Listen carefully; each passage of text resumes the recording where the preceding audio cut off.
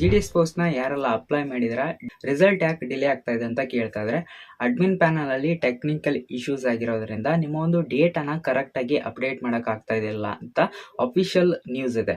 ನಮ್ಮ ಒಂದು ಅಪ್ಲಿಕೇಶನ್ ಎಲ್ಲ ಕರೆಕ್ಟ್ ಆಗಿ ಡೇಟಾನ ಕಲೆಕ್ಟ್ ಮಾಡ್ಕೊಳ್ಳೋದು ಒಂದು GDS ಪೋಸ್ಟ್ ಸಾಫ್ಟ್ವೇರ್ ಆಗಿರುತ್ತೆ.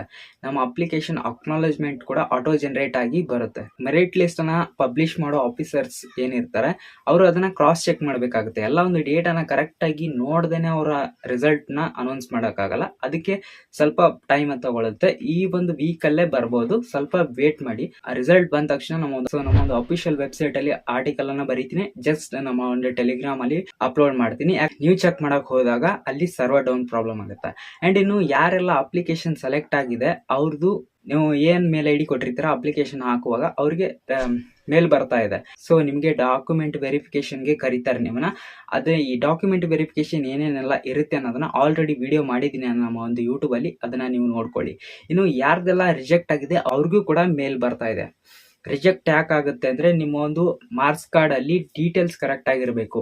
ನಿಮ್ಮದು ಕ್ಯಾಸ್ಟ್ ಸರ್ಟಿಫಿಕೇಟ್, ಆಧಾರ್ ಕಾರ್ಡ್ ಎಲ್ಲದರಲ್ಲೂ ಕೂಡ ಒಂದೇ ತರದ ಹೆಸರು, ಡೀಟೇಲ್ಸ್ ಎಲ್ಲ ಒಂದೇ ತರ ಇರಬೇಕು. ಮಿಸ್ ಮ್ಯಾಚ್ ಆದ್ರೆ ಸಿಸ್ಟಮ್ ಆಟೋಮೆಟಿಕ್ ರಿಜೆಕ್ಟ್ ಮಾಡ್ಬಿಡುತ್ತೆ.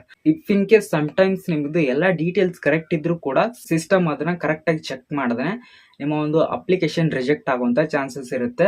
ಯಾಕೆ ರಿಜೆಕ್ಟ್ ಆಯ್ತು ಅಂತ ಅಫಿಷಿಯಲ್ ವೆಬ್ಸೈಟ್ ಅಲ್ಲಿ ನಿಮ್ಗೆ ರೀಸನ್ ಸಿಗುತ್ತೆ. ನಿಮ್ಮ ಒಂದು ರಿಜಿಸ್ಟ್ರೇಷನ್ ನಂಬರ್ ಇಂದ ಲಾಗಿನ್ ಆದ್ರೆ ರಿಜೆಕ್ಟ್ ಆಯ್ತು ನಿಮ್ಮ ಒಂದು ಅಪ್ಲಿಕೇಶನ್ ಅಂತ ರೀಸನ್ ಇರುತ್ತೆ.